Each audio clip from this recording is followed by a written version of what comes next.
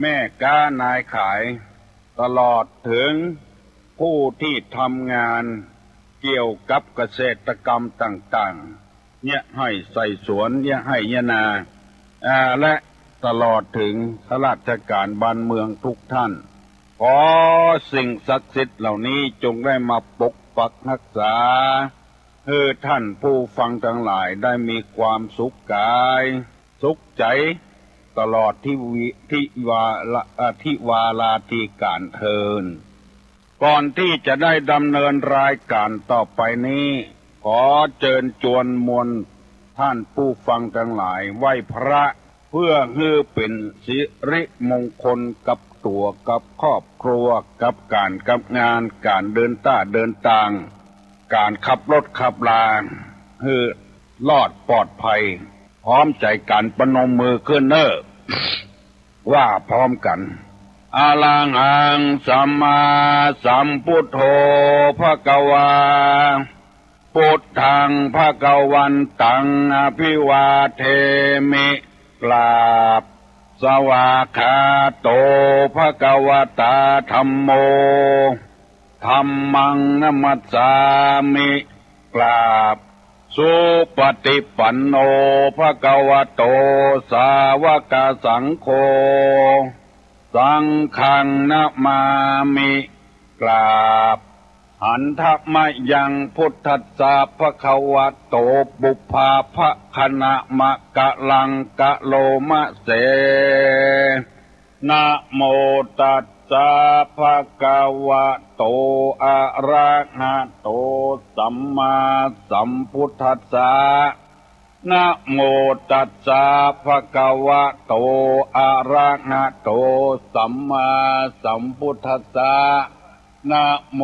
ตัสสะภะคะวะโตอะระหะโตสัมมาสัมพุทธัสสะพุทธังสรณังกัจฉามิธัมมังสรณังกัจฉามิสังฆังสรณังกัจฉามิตุติยัมปิพุทธังสรณังกัจฉามิตุติยัมปิธัมมังสรณังกัจฉามิตุติยัมปิสังฆังสรณังกัจฉามิตติยัมปิพุทธังสรณังกัจฉามิตติยัมปิธัมมังสรณังกัจฉามิตติยัมปิสังฆังสรณังกัจฉามิอิติปิโสภะคะวาอะระหังสัมมาสัมพุทโธวิชชาจารณะสัมปันโนสุขโตโลกาวิทูอนุตตโลปุริสะธรรมสารถิสัทธาเทวะมนุษย์สานังพุทโธภควาติสวากขาโตภควตาธัมโมสันติทิโกอากาลิโกเอหิปัสสิโกโอปัญญิโกปัจจัตตังเวทิตัพโพวินโยหิติสุปฏิปันโนภควโตสาวกสังโฆอุจุปฏิปันโนภควโตสาวกสังโฆญาญาปฏิปันโนภควโตสาวกสังโฆสามิจิปฏิปันโนภควโตสาวกสังโฆญะติตังจัตตาลิปุริสายุคานิอัฏฐปุริสาปุคลาเอสาภควโตสาวกสังโฆ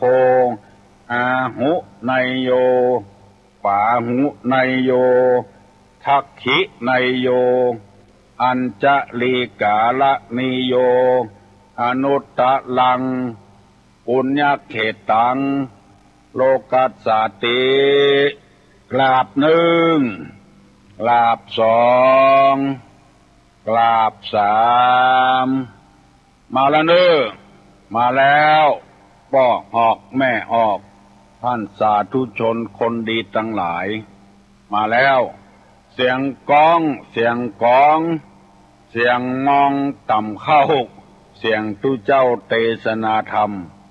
มาถึงบ้านมาถึงบนเฮือนมาถึงที่นอนมาถึงหงหม้อข้าวต่อไฟมาถึงพวงมาลัยที่กำอยู่ในรถมาแผ่วกุตี้กุตางตลอกออกแอกที่คนเปิดวิทยุอยู่ธรรมะเป็นอาหารทางใจเนออย่าไปเข้าใจอย่างอื่นอย่างที่คนพาลกล่าวว่าฟังกรรมทำกินพริกดำกับข้าวฟังกรรมขี้เหล้ากินจินลาบถึงวันอันจินลาบกับเหล้านั้นเป็นอาหารทางกายจินลาบเป็นอาหารทางกายบำรุงกระเพาะลำไส้เหล้านั้นเป็นยาบำรุงตับแข็งแรงขึ้นบำรุงปอดคือปอดบวมปอดพองบำรุงป่งถุงลมป่งบำรุงกระเพาะคือมันบางออกใบไปจนกระเพาะหัวอันนั้นเป็นของคนพาลที่ว่าไว้ฟังกรรมทำได้กินพริกดำกับข้าวความจริงนั้นธรรมะบ่ได้สอนให้กินพริกดำฟังให้ทีสอนให้เอาไว้ในใจตุลุงดีใจม่วนใจมีคนมาสืบชะตาตุลุงมาฮับสารภาพกับตุลุงบ่ต่ำกว่า20 ครอบครัวที่มาฮับสารภาพที่เหลือกว่านั้นยังบ่ได้ยินกำเตื้อสารภาพว่าตะกอนนั้นครอบครัวยุ่งเหยิงไปคนตี้คนต่างผัวก็ไปติ้งเมียก็ไปติ้งลูกก็ไปแถมติ้งพ่อผัวก็ไปแถมติ้งแม่เมียก็ไปแถมติ้งพ่อเมียก็ไปแถมตี้แม่เมียก็ไปแถมตี้บัดเดี๋ยวนี้ตั้งแต่มีสถานีวิทยุพระพุทธศาสนาเกิดขึ้นโดยการนำของพระเดชพระคุณหลวงพ่อพระเทพวรสิทธาจารย์วิทยุเกิดขึ้นเพื่อเผยแพร่ศีลธรรมคำสอนในทางพุทธศาสนากับวิทยุชุมชนครอบครัวบางบ้านบัดต่ำกว่า20หลังคาขึ้นไปที่ได้ยินดีขึ้นมาทำความเข้าใจขึ้นมาเพราะมาสารภาพฮือตุลุงฟังคนบางคนมีทิฏฐิมานะถือเนื้อถือตัวลดทิฏฐิมานะลงความกระด้างกระเดืองลงนึกว่าตัวจะเป็นเจ้าของโลกคนเดียวบ้านนี้คนเดียวเฮือนนี้คนเดียวเลยลดหย่อนผ่อนญาณมาปฏิบัติธรรมด้วยกันบางคนกินเหล้ากินยาย่างตั้งแต่วันเข้าพรรษาอาสาฬหะมาจนกระทั่งปัจจุบันนี้บางบ้านบางจองพลิกหัวกันเทียงหัวกันก็ดีขึ้นมายอมรับสารภาพเมียข่มขี้ผัวข่มขี้เมียก็ดีขึ้นมายอมรับสารภาพว่าเป็นความจริงตามธรรมะที่สั่งสอนไว้แต่ก่อนเฮาบ่ใครหูเรื่องเท่าใดเพิ่นว่าการตานธรรมนะเป็นการตานยิ่งกว่าการตานทั้งมวล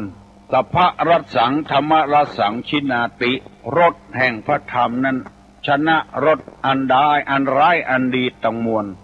สัพพะทานังธรรมทานังชินาติตานเข้าของเงินคำตัดหัวเป็นตานยังบัดเต้าตานทำคนก็ปากันซื้อทำใหม่มาตานเดือนนี้นี่ก็ดีเดือนไหนก็ดีตานทำกันเข้าใจว่าซื้อธรรมมาตานนั้นเป็นมงคล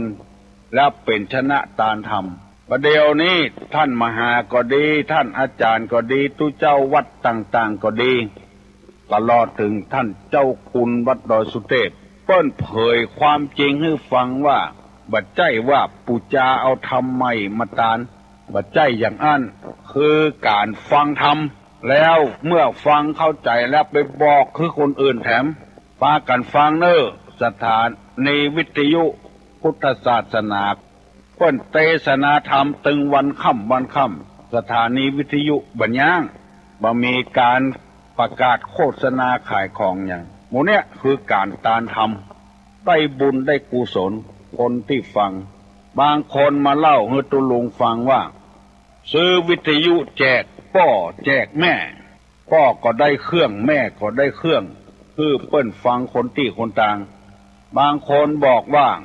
มีเครื่องกระจายเสียงสำหรับบ้านจองตำวัดตำวาเสียงตามสายถ่ายทอดออกอากาศให้เจ้าบ้านเจ้าเมืองฟัง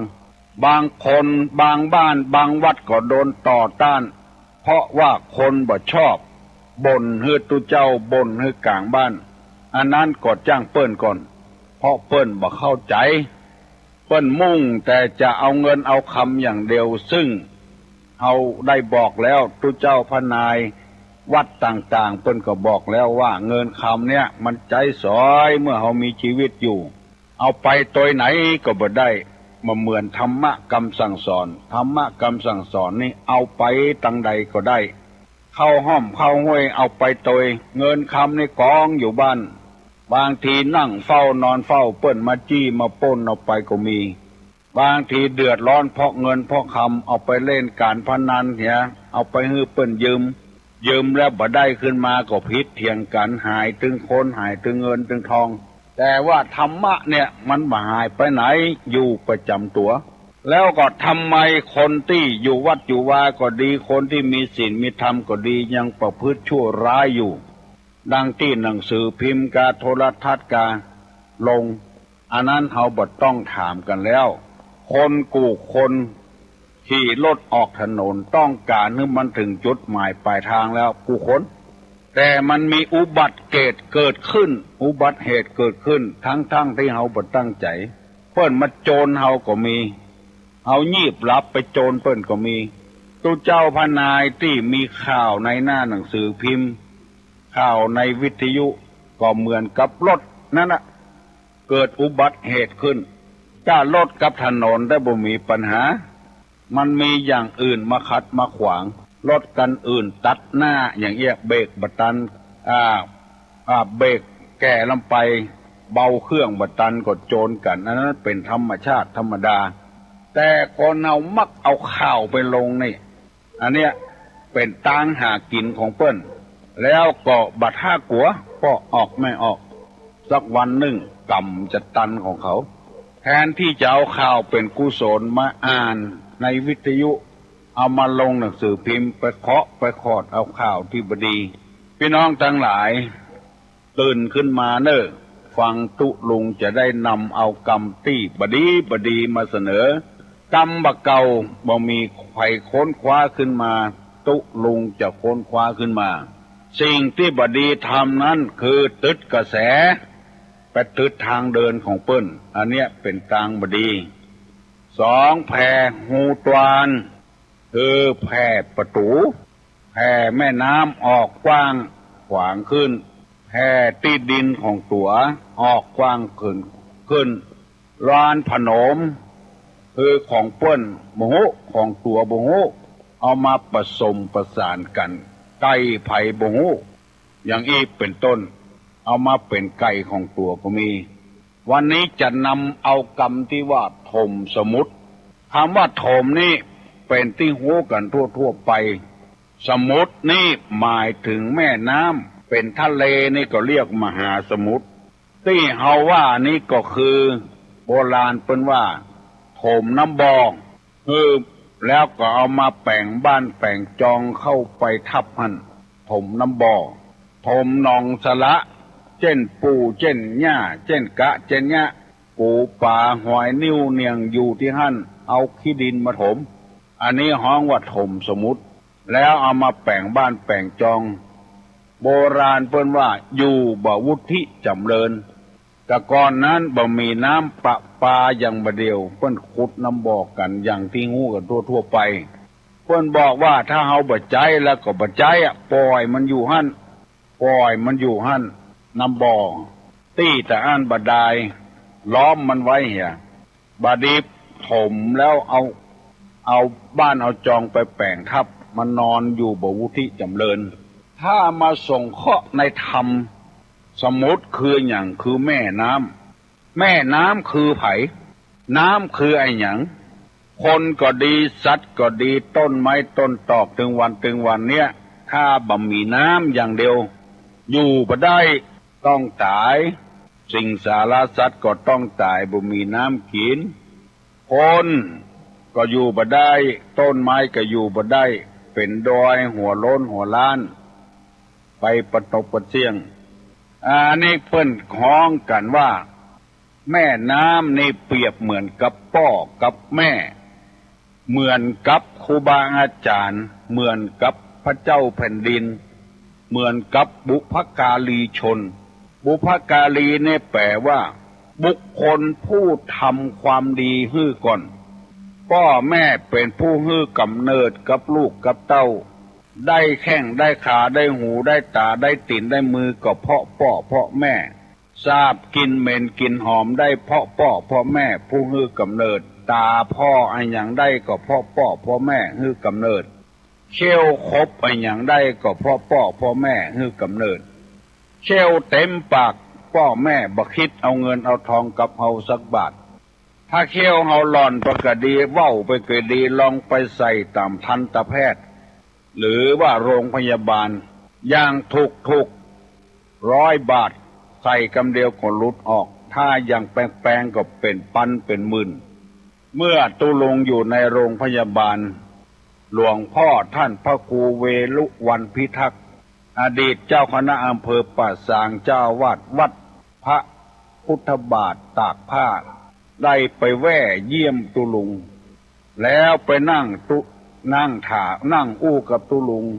ลุงก็ถามว่าหลวงพ่อมาเนี่ยอย่างวันนี้ก็มาเยี่ยมพระครูนะกะเขาว่าพระครูบ่สบายอันความจริงนั่นก็ไม่ใจเยี่ยมนะมาแปลงเขียวสีเนี่ยนี่คือพ่อเขียวสีเดียวพระครูเส่งไป3,000 บาทพ่อแม่เฮาฮื้อบ่ได้เอาไปหาหมอเส่ง3,000 บาทถ้าเต็มปากนี่จะเส่งกี่หมื่นตุลงจำตะฮอดประเดียวเนี้ยพ่อออกไม่ออกไผว่าพ่อแม่บ่มีบุญมีกุลกอไก่ขอไข่ขอขวดไผเป็นคนสอนเฮา1+1เป็น2 2+2เป็น4ไผเป็นคนสอนเฮาครูบาอาจารย์ทั้งนั้นสอนดีบ่ดีโดนละอ่อนด่าก็มีครูคนหนึ่งอยู่ปืนลาบไปสอนบนดอย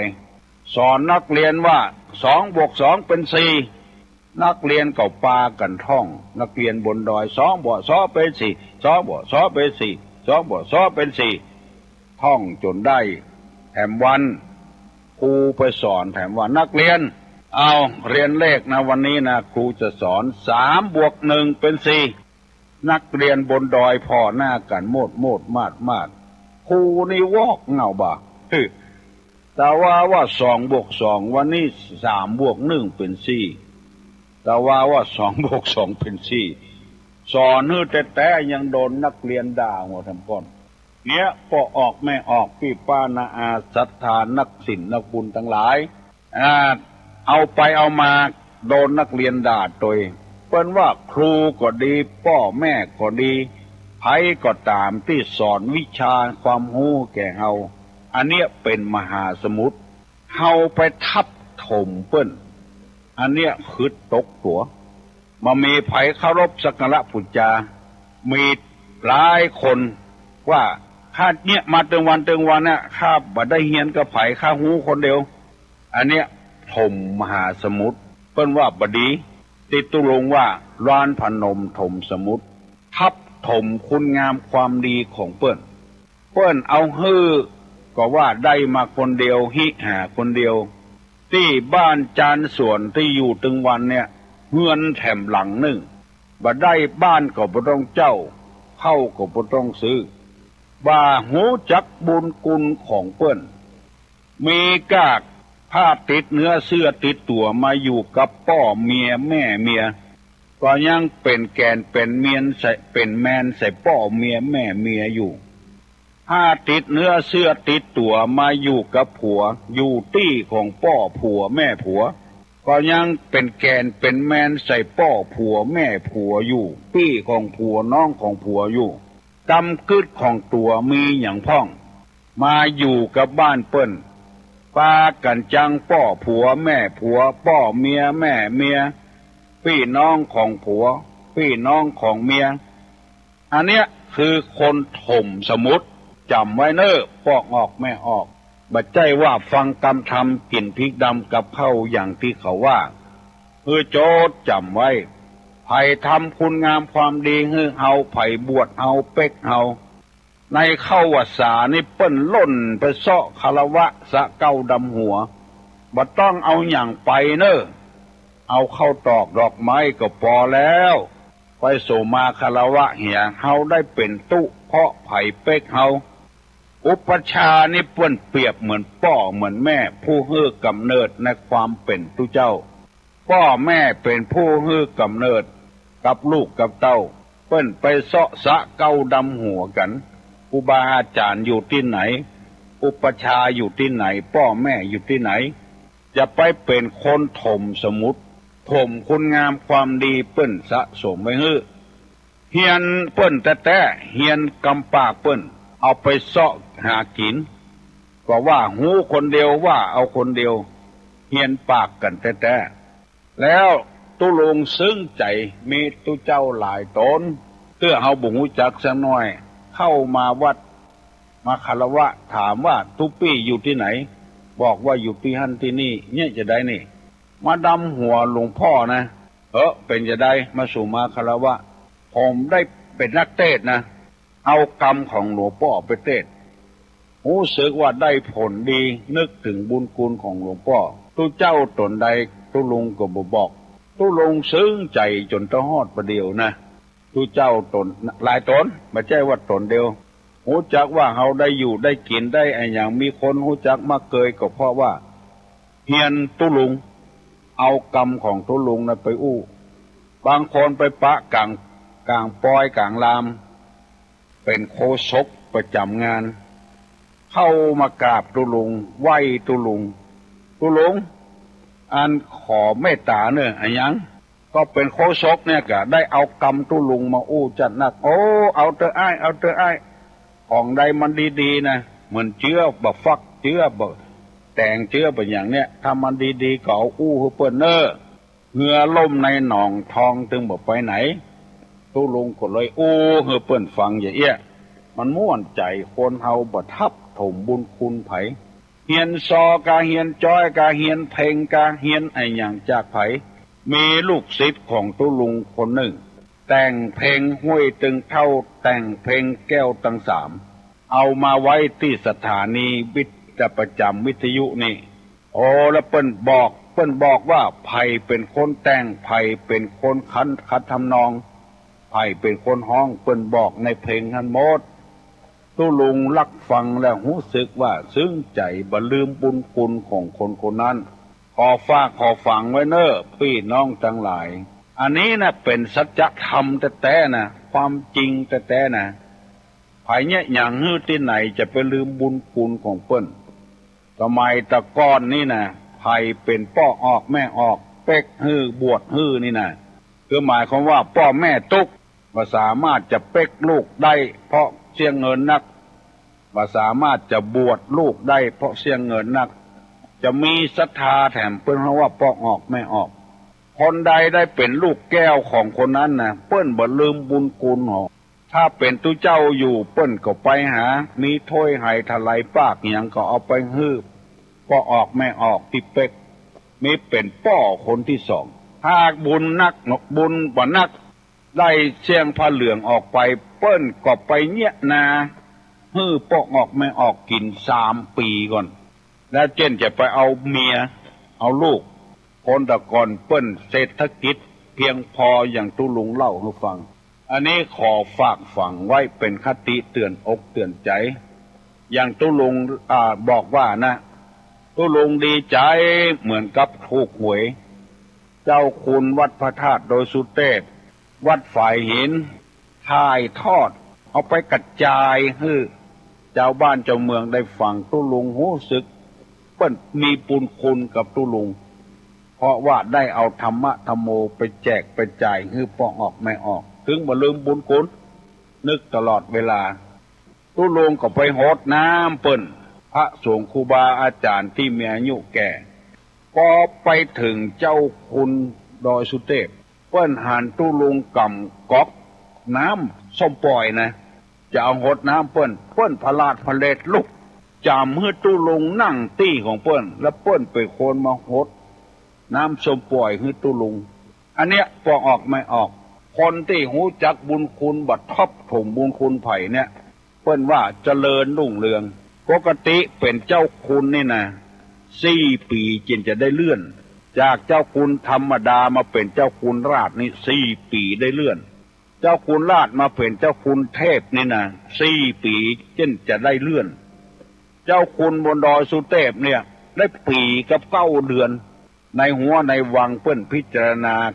คุณงามความดีของเจ้าคุณพระเทพบรสิทธาจารย์เนี่ยปีกับ9 เดือนเนี่ยแต่เลื่อนจากจันราชมาเป็นจันเทพ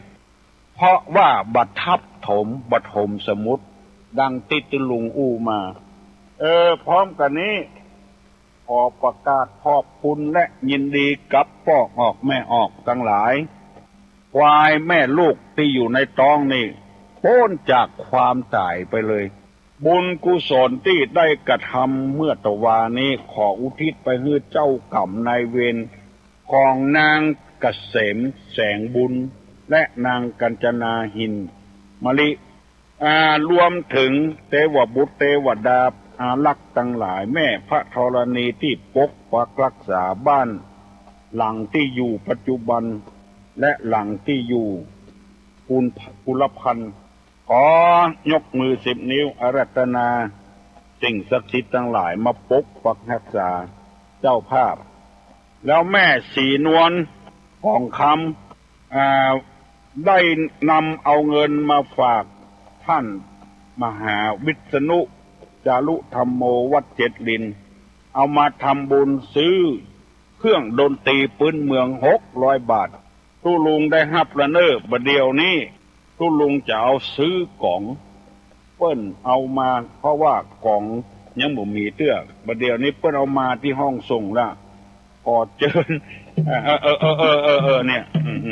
เนี่ยได้ยินฟังไว้เด้อแม่สีนวลดวงคำแม่สีนวลฟังเด้อกล่องมาถึงแล้วท่านพระมหาวิษณุจารุธรรมโมวัดเจ็ดลินเปิ้นเอามาถวายเมื่อตะวานี่600 บาทเอาซื้อกล่องไปเห็นแล้วส่วนชาบส่วนชิงนั้นมันบ่แปลงเท่าใดก้อยหาศรัทธาวันหน้าใครจะอนุโมทนาโดยตุลุงเอามอบไว้ให้โรงเรียนบ้านศาลาประเดี๋ยวนี้ยังขาดละนาดขาดละนาดทุ่มละนาดเอกมันก็แปลงน้อยแล้วนอกจากนั้นไผ่ไข่ตาลหลักกังกาตาลก้องกาตีบ้านร้องขี้ควายเนอะเปิ้นเอาพระเจ้าไปตั้งหันไผ่บักได้หันก็ไปพอเห็นเนอะในตำบลสันปีเสื้ออำเภอเมืองอยู่บักไก่บักใกล้กับวัดตุลุงเนี้ยเปิ้นมาบอกว่าใครได้หลักกังสะแก่นใครได้โต๊ะหมู่ปูจาถ้าไผ่มีจิตศรัทธาก็มาร่วมบริจาคยินดียินบานกับเนอลูกเนอพอออกไม่ออกไปน้องศรัทธานาบุญทั้งหลายลูกได้แล้วฟังตุลุงเตศเนอน้องขุนแผนเนอน้องขุนแผนบ้านต้นเปานะอำเภอสันกะแปงที่มาหาตุลุงตะวานะลูกแล้วก็ยังหมูลูกเนอไผ่ยังบ่ลูกเนอยอมตีโทรศัพท์มาหาตุลุงตะกี้นะโทรมาได้แล้วเนอะเพราะว่าตะกี้กำลังประกาศชื่อผู้ที่บริจาคอยู่เพิ่นจะได้ใจดีใจบานแถมน้อยแต่ว่านี่หลายหมู่บ้านท่านมหาวิษณุพร้อมกับลูกศิษย์ลูกหาวัดเจ็ดลินปากันมาดำหัวมาคารวะตุลุงตะวาดีอกดีใจโทลวดตาลเตียนโดยสังฆทานโดยก็บอกเกยกันกำเตื้อ บ่เคยมาคารวะกันกำเตื้อบ่รู้สึกว่าทำตามประเพณีปืนบ้านปืนเมืองก็ออกไม่ออกเดี๋ยวไปลืมเน้อกำว่าถมสมุตินี่นะที่เปิ้นว่าจะไปถมน้ำบ่อเอามาแปลงหอแปลงเฮือนถมหนองสระมันอยู่บ่วุฒิจำเริญแต่และแถมอย่างหนึ่งส่งข้อในธรรมะกรรมสั่งสอนก็หมายความว่าไปทับถมคุณงามความดีของคนอื่นแล้วเอาตั๋วขึ้นแตนอยู่บ้านป่อผัวแม่ผัวก็ไปพิษกับป่อผัวแม่ผัวอยู่บ้านอยู่เฮือนอยู่ตี้ของป่อเมียแม่เมียได้อยู่ได้กินกับเปิ้นก็ไปพิษเปิ้นได้อยู่กับป่อกับแม่ก็ไปเดือดร้อนคือป่อคือแม่มันเป็นคนคืดเนอะอะโลโอ้ครับผมโอ้เจริญพรครับผมขอถามว่าที่เขาว่าซาตานในคาบนักบุญนี่แปลว่าอะไรครับฮะซาตานในคาบนักบุญนะครับโอ้กำเดียวเนยจะตอบเพื่อเนอะครับผมครับชาตาในคาบน้ำบุญคือคนที่กำว่ามือถือสากปากถือศีลตัวเป็นนักบวชจะเป็นบวชอย่างก็จ้างเถอะเป็นฤาษีจีพามก็จ้างบวชนุ่งผ้าเหลืองก็จ้างเป็นชาตานในใจมันเป็นชาตานมือถือสากปากมันถือศีลมันว่ามันถือศีลกินเพนบ่นอนกับเมียอันเนี้ยชาตานแต่ว่าใจมันบ่ถือกับปากมันบ่ได้อยู่ในคาบของนักบวชแต่ใจมันบ่ใจนักบวชชาตานในคาบนักบุญมือถือสากปากถือศีลตัวมันแต่ปากมันแต่มันว่ามันเป็นนักบวชแล้วทำไมถึงไปนั่งต่อต้านก่อมอบตี้สนามหลวงอันเนี้ยคือจำไว้เนอะชาตานในคาบนักบุญตัวแต่บวชเป็นตุเจ้าแต่ใจบ่ใจตุเจ้า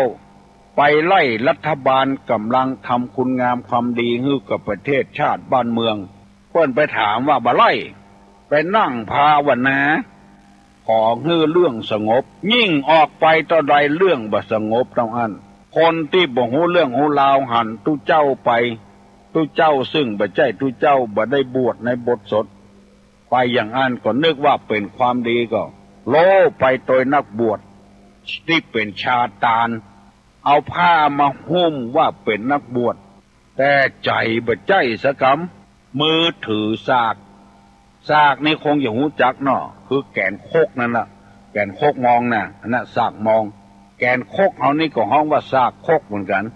มือถือกำแกนโคกมองอยู่ปากว่าข้ามีศีลมีธรรมเหมือนนกยางขาวนกยางขาวเจ้ามายาอยากกินปลาว่าข้ามีศีลนุ่งขาวห่มขาวแต่ปากมันไปกล้าป่าซิวเต่าน้อยๆปุ่นกินมือถือสากปากถือศีลนักมาซาตานในคาบนักบุญใจบ่ใจเป็นตุเจ้าสกำตัวเป็นกินข้าวงาแล้วไปกุมเข้าอย่างเงี้ยไปมีบ้านเมืองที่ไหนเป็นนักบวชที่บ่มีอุปชาบ่มีไผสอนมันเปิ้นไปแจ้งบ่แจ้งเปิ้นไปกุมเข้าอันนี้มันกินข้าวงาแล้วไปกุมเข้าเปิ้นเอาเข้ามาใส่บ่เอาขอเงเป็นสตางค์เตอะอันเนี้ยคือชาตานนั่นก็คืนที่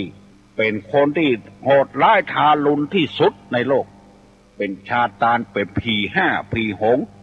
มาอยู่ในคาบผ้าเหลืองคาบผ้าขาวคาบผ้าฤาษีมาคาบของผ้าดำๆที่นั่งอยู่ต่ำมาต่อต้านก่อม็อบกับคนที่มือถือสากปากถือศีลนะปากก็ว่าถือศีล8มานอนกับเมียมานอนกับลูก อันเนี้ยไผ่สงสัยอย่างแถมถามตู้ลงมาเนอะน้องขุนแผนบ้านต้นเปาลูกแล้วก็ลูกเนอะกับปอออกแม่ออกบ้านต้นเปาบ้านอย่างไรบ้านตะวาตุลุงประจำหมู่แฟนรายการทั้งนั้นตุลุงม่วนอกม่วนใจบัดเดียวนี่นะแม่ออกคือจำไว้เนอะแม่สีนวลของธรรมนี่นะ ว่าเดี๋ยวนี้ตู้ลุงเอาสตางค์ที่ฝากท่านมาหามาเอาซื้อกล่องเนอะฟังแล้วเนาะตะกี้เนาะต้องปุ้งปุ้งปุ้งปุ้งอ้าวโอ้นี่มาแล้วอยู่ประตูจังใหม่ปุ้นร้านสะล้อเก้าเปิ้นซื้อกล่องมาตานเอามาฮื้อแม่สีนวลเนี่ยเอามาแล้วซื้อเอามาตะวานี่แล้วก็วันนี้ก็ได้กล่องมาแล้วแล้วก็จะได้มอบเพื่อโรงเรียนบ้านศาลาแถมมาเตอะพอออกไม่ออกบัดเสียหายบัดใจว่าเป็นผีบุญอย่างติ๊กพอออกถามมาแล้วก็ร้านสะล้อเก้าก็บอกว่าโอ้เป็นความจริงแท้ตัวลุงแกะซองเตื้อซองเอาสตางค์ฮื้อแต่ว่าก็ซึ่งอันซึ่งเราสะล้อเราแกะซองฮื้ออ่านข้างหน้าเนี่ยเพื่อแสดงความบริสุทธิ์บัดใจว่าเป็นผีบุญอย่างเขาว่าภัยจะทำมายังทำหาวันนี้053121058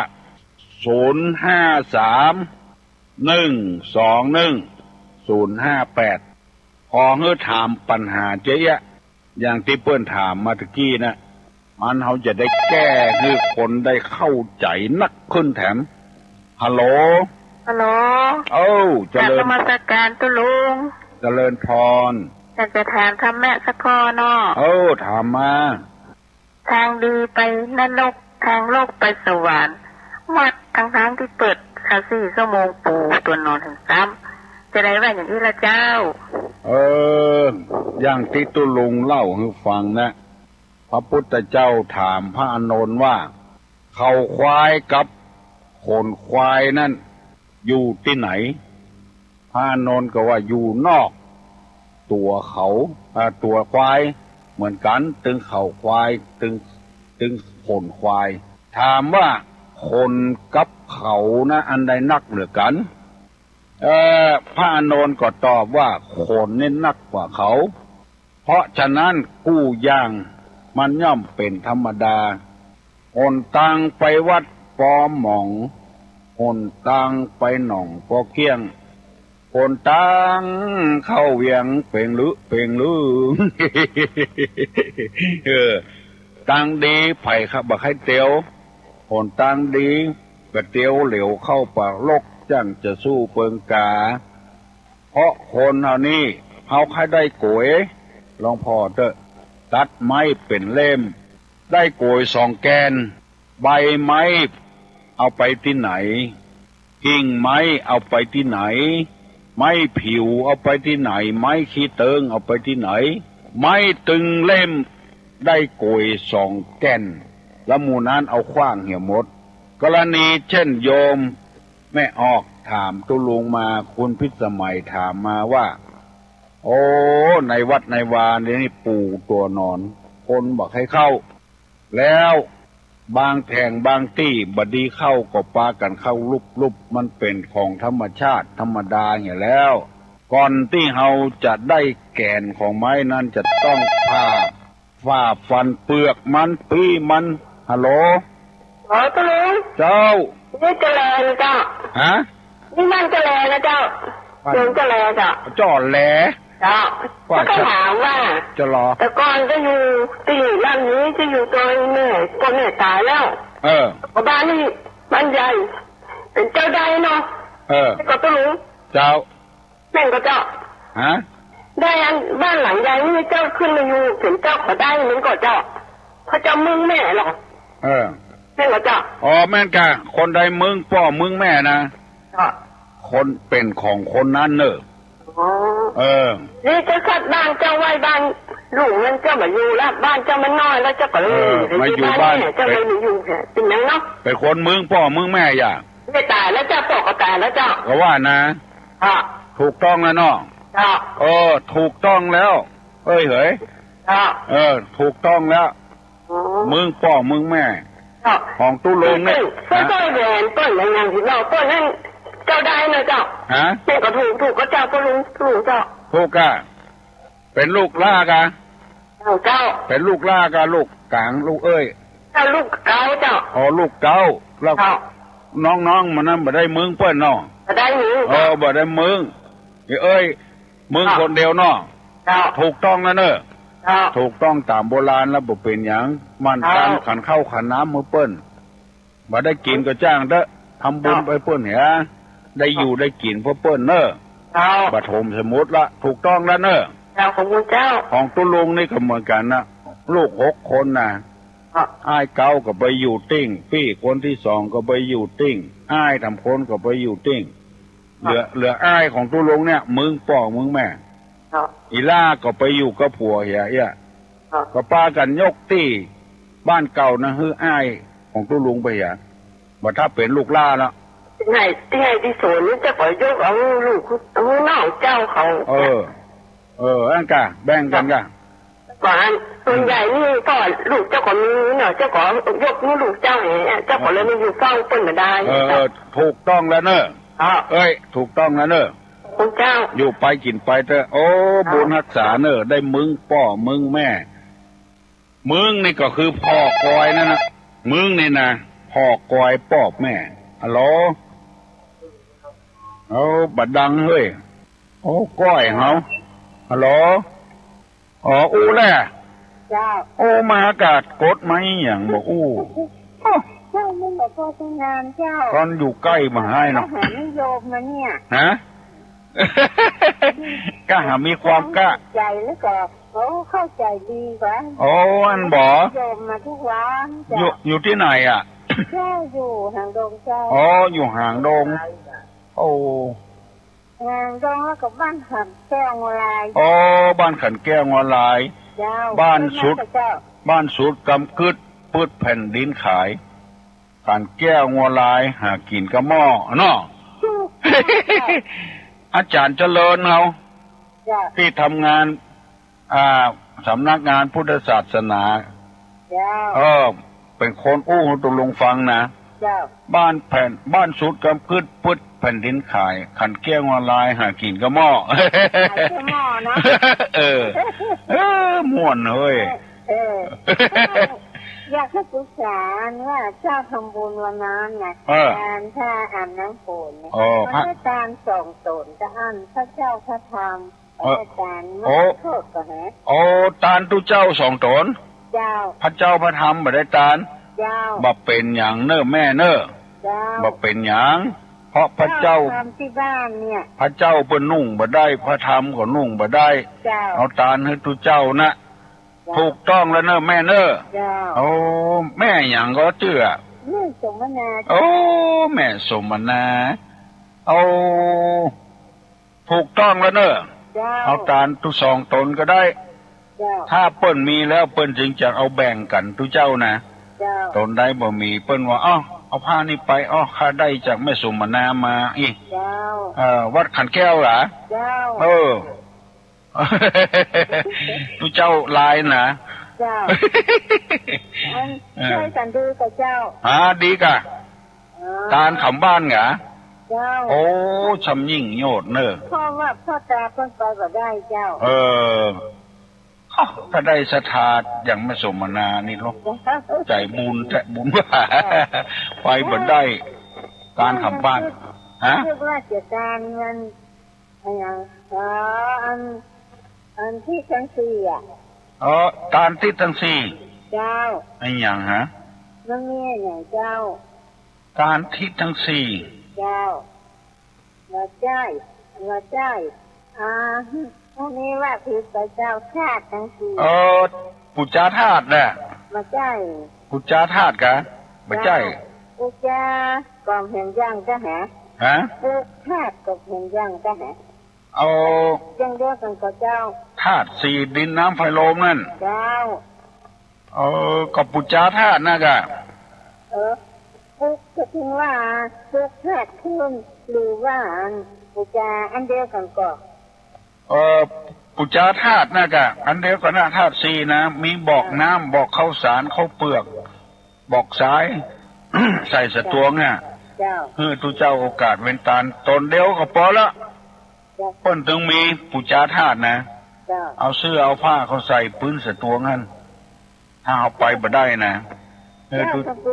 ผู้ชาอาจารย์เพิ่นว่าอันหนึ่งมันปลูกธาตุคืน และอันนึงปุจจามันเหมือนกันอันนั้นหมูเนอะมันคนละตำราเว้ยเจ้าก็ถือว่าอาจารย์เป็นครูเนาะอาจารย์เป็นครูกะจ้าเป็นควายนำลูกจ้าควายนำถ้าเป็นเปอะก็ตัวก้นเป็นเปอะหมดอ่ะถ้าผู้จานจ้าแล้วก่อนจะเอาจะได้ดีท่านเนาะถ้าวัดมันมีสังฆะดีสังฆะเจ็ดก่อนนะอันนั้นถามกันเถอะเฮ้ยทุลุงบอกออกความคิดความเห็นเนอะมันเหมือนกันเอาผู้จานบ้านเฮาว่าเจ้าเนอะแม่เนอะเจ้าเอาอย่างบ้านเฮาว่าไปเลยเนาะทางบ้านเฮาว่าเถอะสังฆะเจ็ดตนก่อนเจ้าทั้งแม่ริมบ่มีเฮ้ยอย่างนี้นะพระเจ้าสี่นะพระเจ้าพระธรรมอาจารย์เห็นแล้วอาจารย์เป็นเจ็ดอาจารย์ที่เจ้าเป็นผู้สารเนี่ยคนอื่นวัดอื่นเปิ้นเนี่ยอย่างใดก็เนี่ยอย่างนั้นตัวเปิ้นเถอะอยู่บ้านใดไฟบ้านนั้นเอาเมืองแต่ริวคือริวแต่โตยเปิ้นการขอผู้สารว่าอันใดจะถูกอันใดจะดีเอาบ้านเฮาว่าเถอะเอาบ้านขันแก้วงัวลายว่าเถอะหากินก็หม้อเดี๋ยวมันมาทำแล้วลูกขันแก้วมันเดี๋ยวมาทำแล้วขันแก้วเนี่ยเพิ่นแปลงยังอันอย่างก็ไปทำงานข้างนอกเจ้าอันกะบางคนก็ไปทำงานเป็นแม่บ้านกันเป็นข้าราชการเป็นครูบาอาจารย์เป็นนักเนาะเจ้าเป็นโรยแล้วบ่ปั้นหม้อแล้วเจ้าแต่เจ้ายังบัดเลยเจ้านะเจ้าจะประพฤติอย่างใดฮะโรยบัดโรยละแม่บัดโรยละพออยู่พอกินเอาแล้วเจ้าไปวัดก็บ่เอาไปโตยตายก็บ่ไปโตยไปเวียงก็บ่ได้เอามาโตยสักอย่างเอาบุญเอากุศลเด้อโตยไปกุฏิกุฏางอ่ะสร้างกุศลผลบุญนักสร้างไว้นักแล้วเนาะบุญกินบุญทานไม่นักละก็ขอบคุณตุลุงนะเจ้าบุญนักษาเนี่ยขอให้มีโชคมีใจนะเจ้าขอให้ไม่ออกมีโชคมีใจขอให้ตุลุงอายุยืนเนาะเอาแล้วเฮ้ยแต่อีกพอใจละเจ้าบุญนักษาเนื้อแม่สมนะดีอกดีใจมาเดี๋ยวนี้7 โมงแล้วเนอะฮัลโหลสวัสดีครับสวัสดีนมัสการตุลุงนะครับครับผมอยากถามว่าอุบาสกอุบาสิกาบางวัดบางวานะครับไปนอนวัดแล้วมาปลูกศีลกับพระเจ้าละปิกบ้านแต่บางวัดบางวาก็ปลูกศีลกับตุเจ้านะครับอย่างไรมันจะถูกครับผมขอนิมนต์ตุลุงเจริญพรเนอะตุลุงก็ใครได้ยินมาเมินละกรรมอย่างอี้เขาจะว่าไปก็บดีอันปงศีลบ่ปงศีลนี้ผู้ซื่อๆนะอย่างเปิ้นถามมาตะกี้นะชาตานในคาบนักบวชนี่หมู่เนี้ยคือเฮาบ่ปงก็ได้ถ้าตุเจ้าเปิ้นบ่มาผู้ซื่อๆนะกำเดียวตุเจ้าจะจังตุลุงถามว่าเปิ้นลูกขวายเฮาไปปงกับพระพุทธรูปปุ่นเนอะแต่ศีล8ก็เหมือนกันถ้าตุพ่อตุลุงเปิ้นปั่นบ่จ้างนะก็ขอไปอธิษฐานส่องหน้าพระพุทธรูปปุ่นเนอะมันบ่ผิดมันบ่ถูกสักอย่างการฮับนั้นมันฮับติดปากทีเดียวถ้ามันถูกต้องแต่ตุเจ้าเปิ้นมันเปิ้นบ่กินข้าวให้ตันเปิ้นจะปั่นศีล8ฮื้อเมื่อเจ้าแจ้งบ่แจ้งเปิ้นก็จะลงมาคนเดียวเปิ้นบ่ต้องไปนิมนต์เนาะเปิ้นก็อย่ามาปงศีล5ให้เฮาปั่นศีล5ให้เฮาถ้าว่าเปิ้นบ่มามีหลายรายละมาถามตุลุงจะอีกก็ฮื้อไปปงกับพระเจ้าพุ่นเด้อบ่ผิดบ่ถูกสักอย่างฮัลโหลสการเจ้าตุลุงทองเจ้าลดไปแล้วโทรมาใหม่ไปอธิษฐานกับพระเจ้าก็ได้เนอะถือศีล8ไปปงกับพระพุทธรูปก็ได้ฮัลโหลครับเจริญพรนะครับตุลุงผมว่าถามตุลุงหรือยังล่ะครับ อาจารย์เดี๋ยวถามเกี่ยวเรื่องการเรียนภาษาแล้วตุลุงเนาะประเดี๋ยวนี้ผมก็ถามว่าประเดี๋ยวการเรียนนั่นก็คือว่าเป็นมันเปลี่ยนแปลงไปครับเดี๋ยวเพิ่นการหลอดไฟแถวหลังมันจะถูกจุดก่อนนี้ครับเนี่ยถูกจุดเลยเพราะตามกาลสมัยประพิษเนาะประพิษตามกาลสมัยตามการตามสมัยถ้าการเราไฟกับอันนี้ส่งมีต้องเอาการเตียนเนี่ยเนาะเก้าเดียวกันครับการเตียนยังอันตรายเนอะวิหารไม่ไปหลายหลังนะทุกเจ้าลืมดับไฟวิหารไม่ไปหลายหลังนะถ้าการเตียนเรื่องใหญ่ต้องไปเหรอบ่เป็นยังเ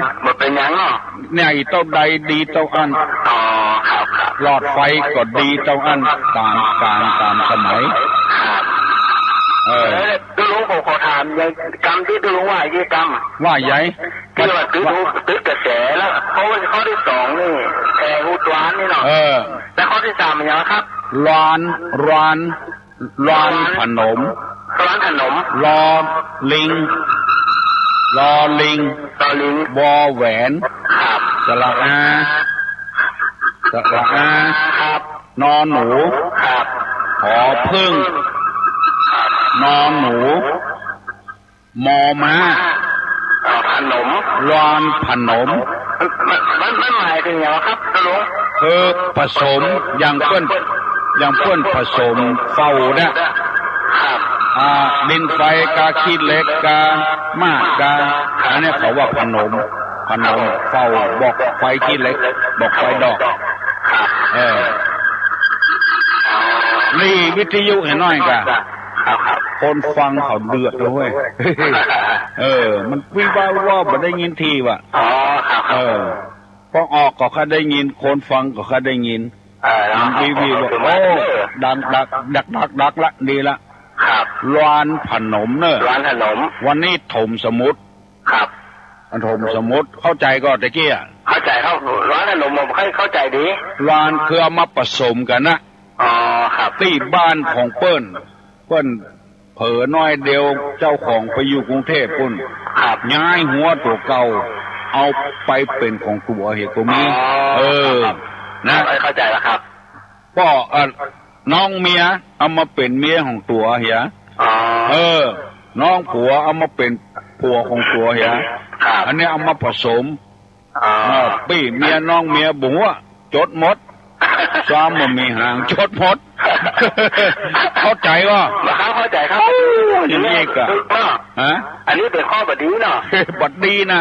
ครับบัดดีไปเอาของเปิ้นมาเป็นของตัวครับเข้าใจแล้วครับครับขอบคุณไว้สาธุลุงครับผมเนี่ยไปลักไก่เปิ้นนะไปลักไก่เปิ้นแล้วก็ลกขนเนี่ยเอามาปล่อยในเล้าไก่ตัวเองเปิ้นมาซ่องหาไก่แล้วพอกะไก่ตัวได้ของสูไปลกขนไก่เปิ้นนี่หมดอันเนี้ยร้อนขนมไว้สาธุลุงครับแรงม่วนได้ครับผมเจริญพรเนอะฮัลโหลไว้สาเจ้าตุลุงเจริญพรเสียงม่วนกว่าเจ้าใครถามตุลุงว่าถามเลยส่วนที่เจ้าซื้อนะมันมีน้ำบ่อหางแต่ถ้าเอาขี้โคก็อย่างกับไปลงนี่มันจะดีกว่าเจ้ามันถมไปจะน้อยนะไม่ใช่ว่าถมกำเดียวนะปล่อยมันล้อมมันไว้หันก่อนเถอะปล่อยมันมูลขึ้นมามันดึงมูลเขาเอาขยะอย่างนี้ลงก็บดีเจ้าถ้าจะให้ฮือดีนะมาถ้ามีเจตนาอย่างเอาเพื่อนมันตึงมูลขึ้นคนเดียวแฟนเจ้าจะเอาไปลงที่สู่ที่น้ำบ่อห่างเจ้าว่าเจ้าเคยได้ยินต่อเป็นว่าบัดดีถมบัดดีนะบัดถ้าไปแตะต้องมันขอเมตตาด้วยน้องเอ้ยน้องหนุ่งส่งพองเป็นลูกก็เป็นน้องหมูเนาะโอ้ยน้องแต่น้องว่าน้องเป็นหลานด้วยนะเจ้าหลานด้วยน้องหลานเอ้ยน้องเจ้าก็เคยได้ยินต่อเป็นว่านะพอดีพอไม่หมดแล้วพอดีวันนี้ก็ได้กินตุ้ลุงอู้มาเจ้าก็เลยถามเขาปล่อยมันโมนขึ้นมาเองนี่นะเจ้าบัดถ้าไปแตะไปต้องอย่างมันซักมันต้องอย่างไปลงนี่เนาะ เจ้าไว้ป่าเลยเจ้าเพราะคุณลุงโดนมาแล้วนะเจ้าโทรมาจากตุ้งม่านบรรทงนะโอ้ตุ้งม่านปุ่นครับก่อนตุ้งม่านบรรทงโอ้ตุ้งม่านบรรทงปุ่นยินดีเนอะหลานเนอะเอาเป็นหลานเนาะโอ้ตุ้งม่านบ้านห้องเมืองลีปุ่นตุลุงจะย่างเหรอก่อนเนาะวันพูดปะกันทำเนอะยกมือไหว้เนอะตุลุงมาถามว่าเอาใจกันเฮาโรคนี้ไปแจ้งของไผฮัลโหลเจริญพรว่าจะได้มันก้อยไปแม่อู้ก้อยไป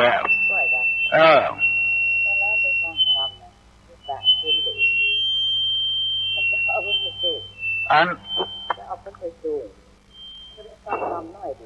ฮะ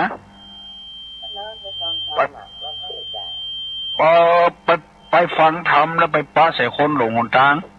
แล้วเอาเปิ้นไปส่งได้ฟังธรรมน้อยเดียวแล้วถามว่าจะได้ถามว่าจะได้บุญก่อนอีกโอ้ซ้ำได้บุญเหรอนั่งฟังธรรมก่อนถามตุลุงได้บุญนักหรือไปนั่งฟังธรรมก่อนน่าเปิ้นขอไปส่งแล้วก็ไปส่งมันแล้วก็เลยไปฟังธรรมไม่ดีกว่าไปส่งถึงบ้านมั้งเหรอส่งตึกคนกลางทางไปถึงบ้านมันหลงเขาเจ้าก็อย่างใดเนี่ยไปฟังครับแต่ฟังน้อยเดียวมันจะจุกกลัวเป็นบาปไม่ได้ฟังธรรมมีลายหนึ่งเป็นเซลล์ตุลุงอย่างเงี้ยกำขันไม้มาว่าจะวันนั้นฝนตกเมื่อคืนลูกมาเมื่อเจ้าป่ามันขึ้นด้วยน้ำห้องนั้นห้องล้อนะห้องนั้นหอยล้อนะป่าดุกป่าหลิมมันขึ้นมามันมาวัชกรรมมาเอาขานมันไว้เหี่ยจดป่าเหี่ยเมื่อบ้านสบายอันนี้บอกให้ดีเนาะอันติดเปิ้นหลงทางนั่นดีกันนั้นมันก็มูเดียวกันเนาะได้น้ำบ่ได้บ้านขอส่งไปบ้านทำบ้านไปหน่อยแป้งมันถือคุณต้องขอแล้วก็เราลมมันไปเนาะมันก็บอกให้ไปอย่างไรเนี่ยชาวบ้านต้องท้อขายป่าสวายลำเหมือนจะตายแข่งป่าใส่ส้มแล้วก็อย่างไรฮะไปถึงจะพอมันไปสูงมันชี้ไปจิ้จางน้อยมันก็ต้องไปหลงไปหลงก็มีลูกสาวนี่เอาไปสูงการใกล้ที่จะเอาไปส่งไปบ้านวะส่งไปบ้านมันกันก็คือในจ่อยว่าเจ้ามาฟังธรรมได้น้อยเดียว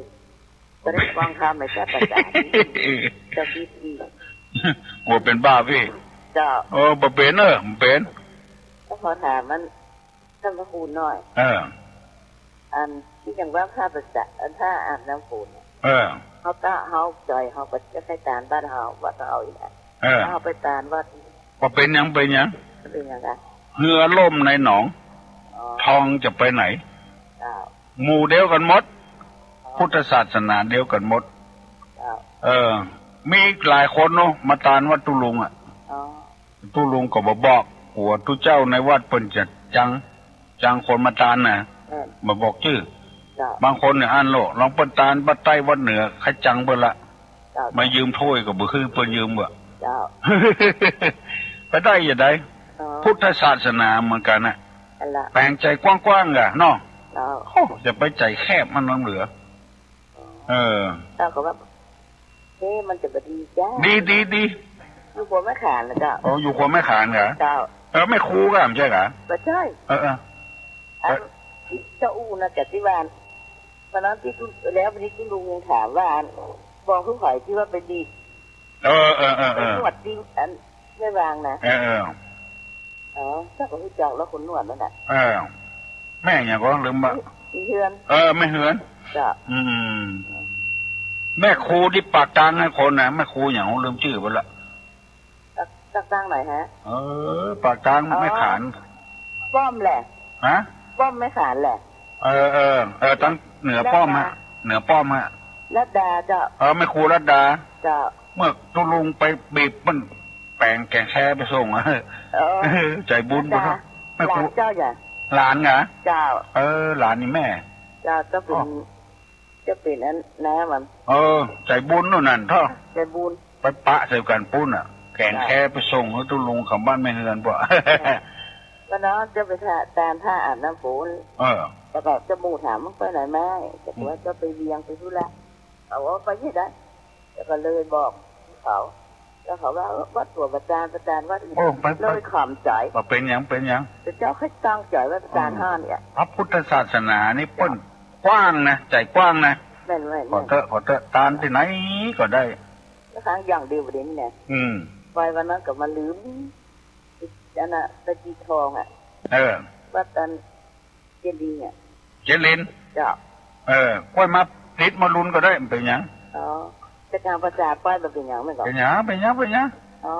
ปิ้นยังอยู่กรุงเทพมาต่อกระถินบ้านเฮานะเพราะว่าการประจาบอกพวกเขาไปหาที่เจ้าอย่างไปฟังกำเขานะเขานักลงไปมี2เขานะมีผัวกับเมียนะ2เขาพอละคนอื่นมันเป็นขนจะคืนอีกจะถามผู้ลุงจะกำบ่ฮื้อถามแต่คืนนี้นะแม่ละก็เลยฟังบ่เปิดโอกาสจะฟังตลอดเลยทุกลุงเดี๋ยวมันจะได้โทษมีอายุแล้วอ่ะอายุนักละไปตามผ้าอาบน้ำฝนกันเยี่ยมกันอย่างแรกอ่ะที่ของขายมาขายเนี้ยตานวัดไหนก็ได้เนอะเจ้ามาเป็นยังบัดได้บาปได้กับบุญนะเพิ่นลูกเมืองนอกมาตอดกระถินไปบ้านเฮาเพิ่นยังได้บุญเนาะเจ้าแต่อีบัดได้ไปได้บาปได้บาปอยู่ไหนได้กับบุญสิเขาก็ว่าเจ้าว่าไปวัดแต่ว่าไปสู่คูณเนี่ยมันก็ได้ก็สู่คูณเจ้าก็คิดแล้วเนาะว่าคิดว่าจะถามอันผู้ลุงดีกว่าเนาะถามผู้ลุงเด้อจะเลยถามผู้ลุงว่าไปวัดแต่ไปสู่คูณเพิ่นหลุงจะได้บุญแล้วใจแล้วนะเป็นยังได้บุญบางทีไปนั่งฟังธรรมบ่ฟังนะกรรมไปเล่าขวัญมันก็มีให้เดี๋ยวไปส่งคนหลงทางอ่ะเจ้าเตี้ยเนาะมันขวายแล้วเนอะเจ้าถ้าใครจะถามตู้ลุงแต่คนย่างก่อนเนอะจะทำความเดือดร้อนเพื่อนเนี่ยอันใดถ้าเดือดร้อนมันบ่ดีปนมมือเนอะตู้ลุงอย่าปั่นปอนแล้วสัพปีติโยวิวัจจันตุสัพพะโลโกเวนัสตุมาเตภวะตวนตะลาโยสุขีติคายุโกภวะอภิวาตนะสีลิจานิจังวุธาปจายิโน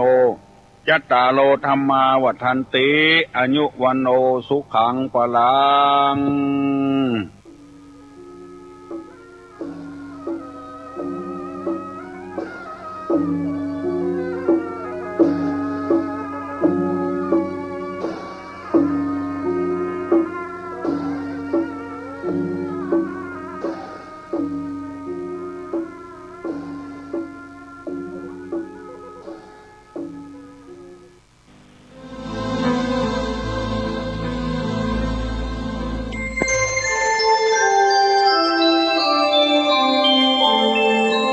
ขณะนี้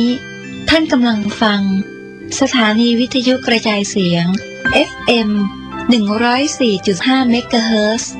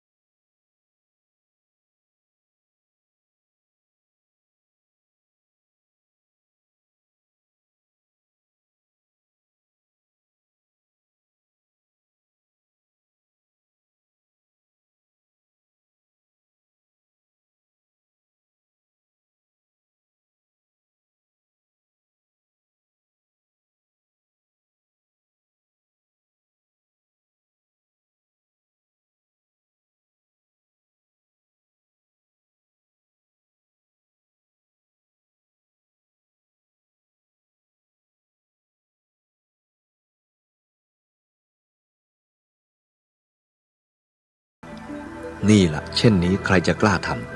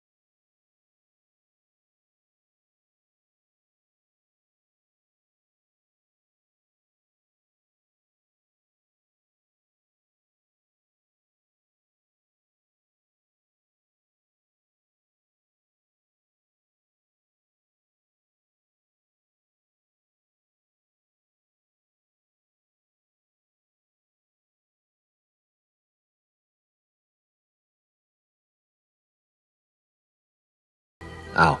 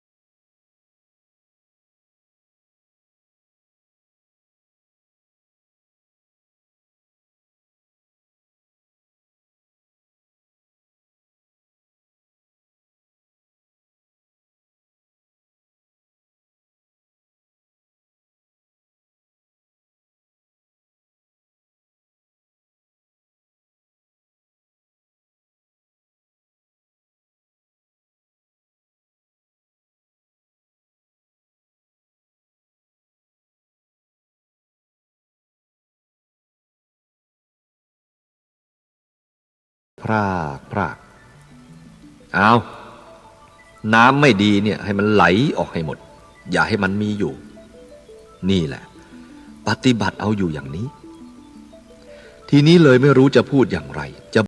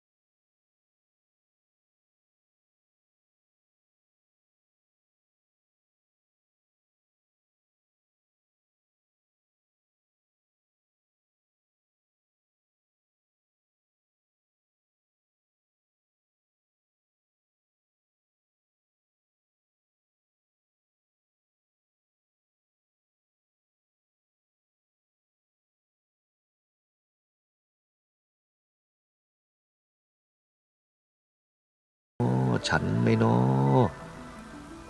เพราะว่าฉันข้าวเปล่าๆมาหลายวันแล้วไม่มี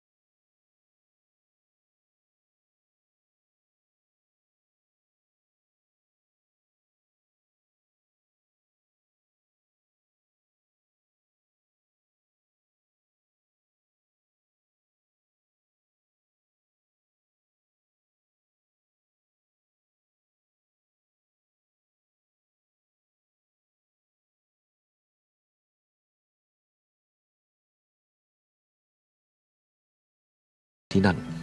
นั่งก็อยู่ที่นั่นนอนก็อยู่ที่นั่นเดินก็อยู่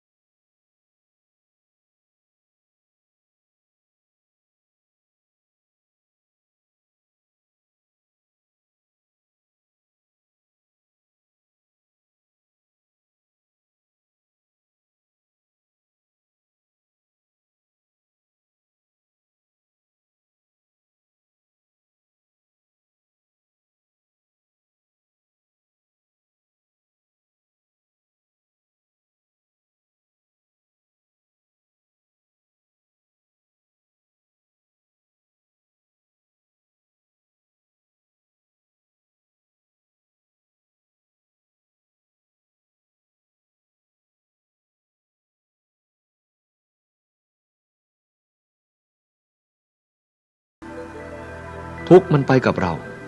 เราไปกับ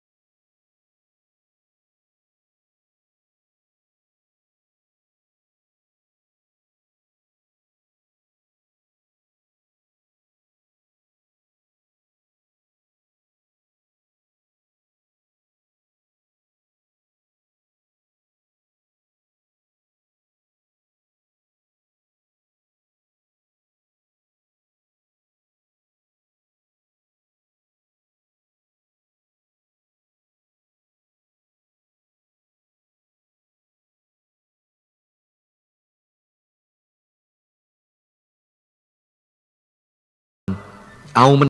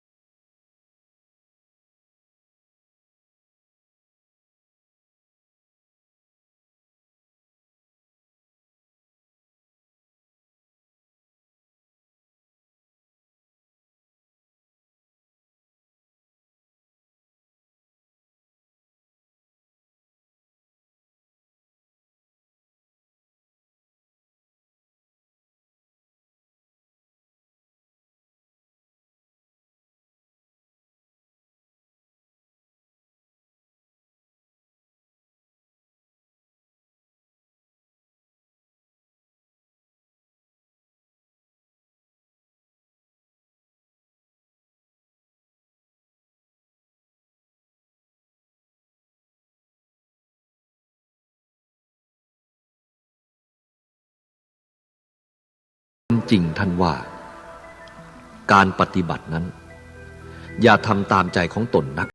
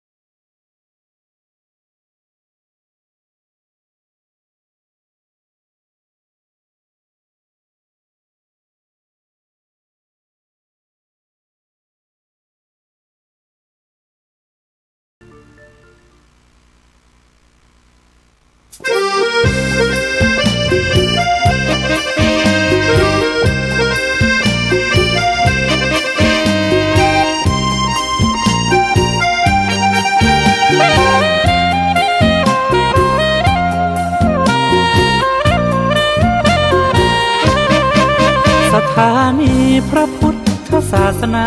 ฝากเสียงลอยมาบอกบรรดาญาติโยมที่มีใจใช้ธรรมชโลมที่มีใจใช้เพลงชโลมบอกบรรดาญาติโยมให้ฟังคลื่นนี้สถานีตั้งไม่ไกลไม่ไกลตั้งอยู่ทั่วเมืองไทยชวนคนไปทำดีเชิญฟังกันทั้งวันดีเจสร้างสรรค์พากันสุขีใครอยากฟังธรรมเชิญทางนี้ใครอยากฟังธรรมเชิญทางนี้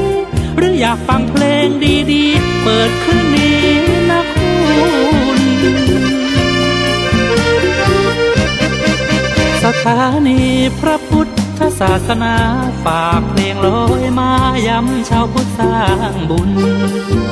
ธรรมะจะติดตามตัวคุณธรรมะจะชี้นำใจคุณพิสุสงฆ์ท่านหนุนไว้ให้คุณมาสานสถานีที่ล้ำค่าชี้นำธรรมะเพิ่มปัญญาแตกฉานสอบถามธรรมะข้อใดเชิญลองถามไทยเรื่องที่อยากถามมีธรรมสลับกับเพลงเพราะมีธรรมสลับกับเพลงเพราะและดีเจชอละไว้เป็นเพื่อนคุณ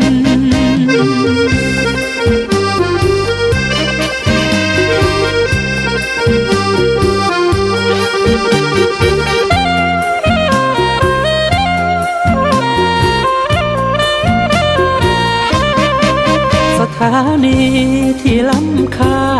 ชี้นำธรรมะเพิ่มปัญญาแตกฉานสอบถามธรรมะข้อใดเชิญลองถามไทยเรื่องที่อยากถามมีธรรมสลับกับเพลงเพราะมีธรรมสลับกับเพลงเพราะและดีเจชอละไว้เป็นเพื่อนคุณ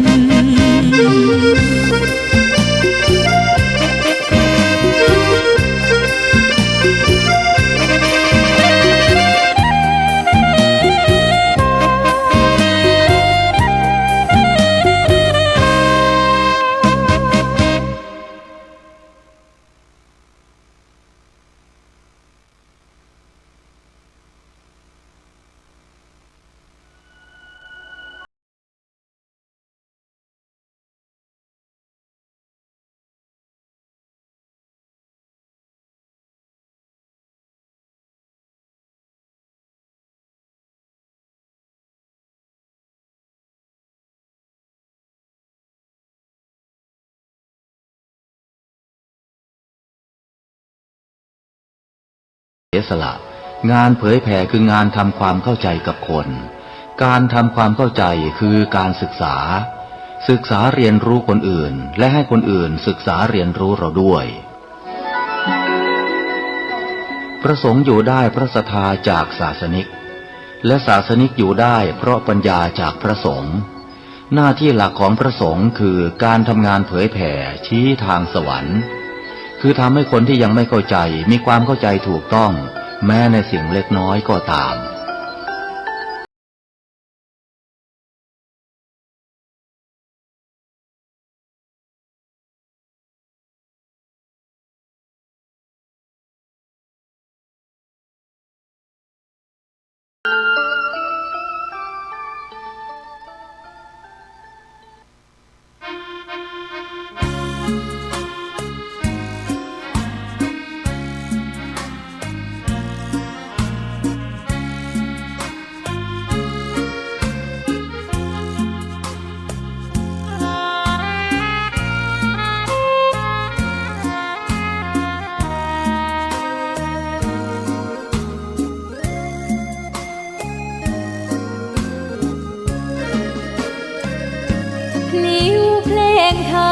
ถูกถ้อยคำเข้าถึงจิตใจ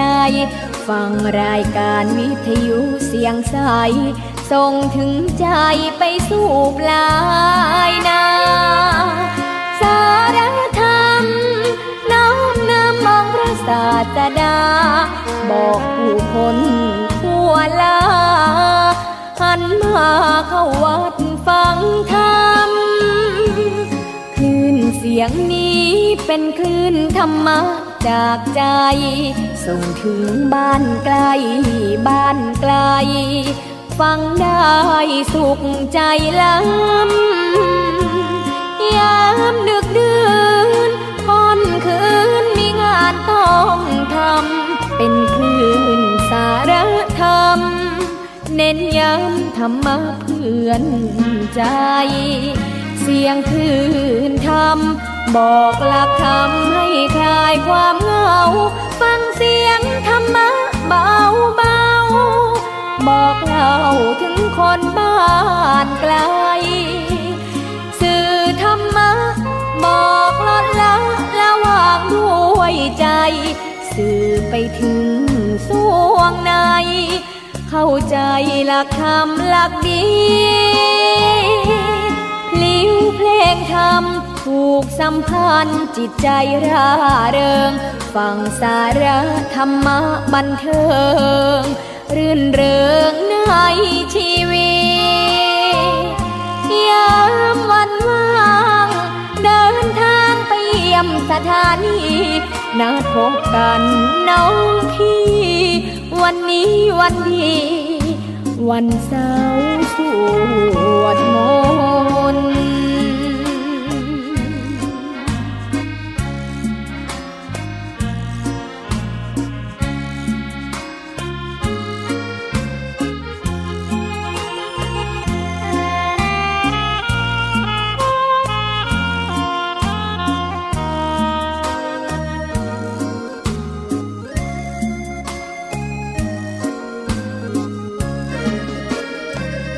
เสียงคลื่นธรรมบอกหลักธรรมให้คลายความเหงาฟังเสียงธรรมะเบาเบาบอกเล่าถึงคนบ้านไกลสื่อธรรมะบอกลดละวางด้วยใจสื่อไปถึงสวงในเข้าใจหลักธรรมหลักดีพลิ้วเพลงธรรมผูกสัมพันธ์จิตใจร่าเริงฟังสาระธรรมะบันเทิงรื่นเริงในชีวิตยามวันว่างเดินทางไปเยี่ยมสถานีนัดพบกันน้องพี่วันนี้วันดีวันเสาร์ส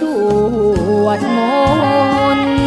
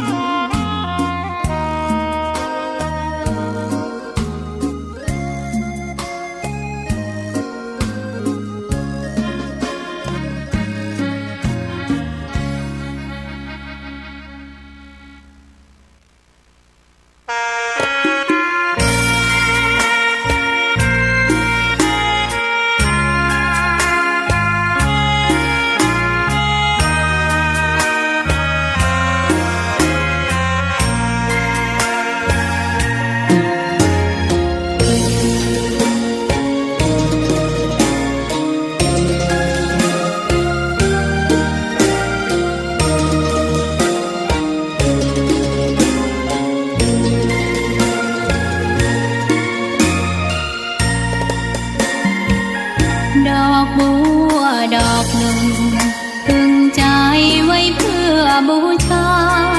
แด่องค์พระศาสดาสัมมาสัมพุทธเจ้ามีความงามเงียบไม่เปรียบเทียบเขาเทียบเราใครมองไม่งามช่างเขาแต่เจ้า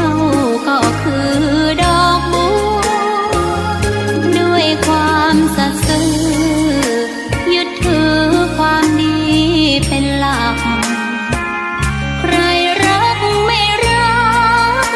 ก็ไม่จมปลักมองมัวเมื่อโผล่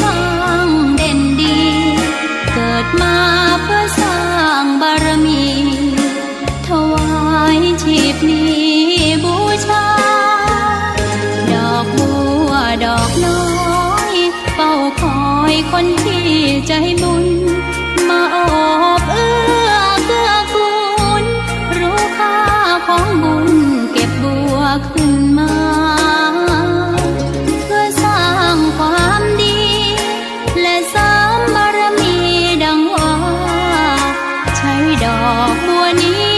บูชาพระสัมมาสัมพุทธองค์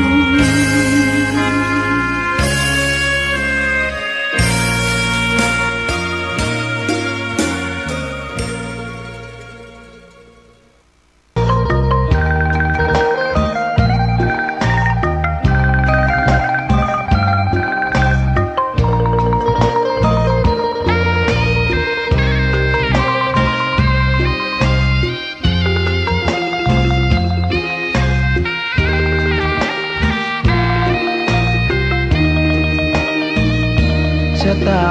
ฟ้าหรือบารมีชักนำถึงอยู่แสนไกลล้ำพระธรรมไม่มีมองไม่ฟ้าเพียงดินยังทวินฝันไฟเข้าดงขมิ้นเมื่อใดอิ่มอกอิ่มใจเสมอสายทางคนดีใจน้อมอธิษฐานบารมี สิ่งดีที่ได้พบเจอ เห็นชายผ้าเหลืองทุกวันฝันเพ้ออยากบวชจริงละเมอเข้าวัดบ้านคงเป็นบุญที่เคยเป็นทุนสร้างมารักผ้าเหลืองดังว่าปรารถนายึดมันอยากบวชทุกทีผ้าเหลืองผืนนี้ผูกพันอยู่ในใจทุกวันใฝ่ฝันถึงผ้าเหลืองกายวาจาใจสัญญาว่าไม่เสื่อมคลายหัวใจมุ่งหมายเนือ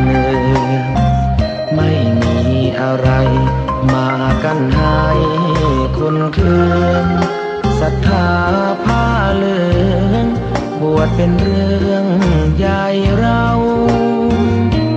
วันรอคอยเข้าโบสถ์ได้บวชเสียที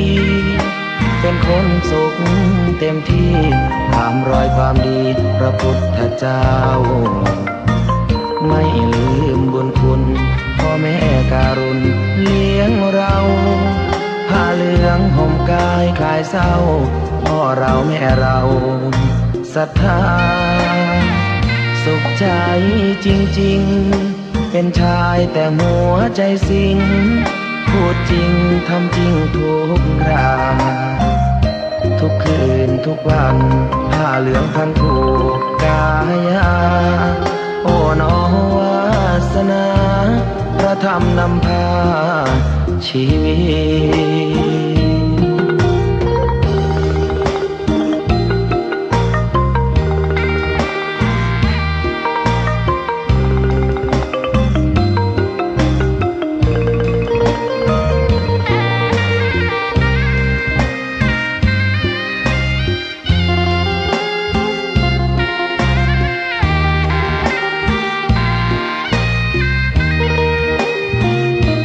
วันรอคอยเข้าโบสถ์ได้บวชเสียทีเป็นคนสุขเต็มที่ตามรอยความดีพระพุทธเจ้าไม่ลืมบุญคุณ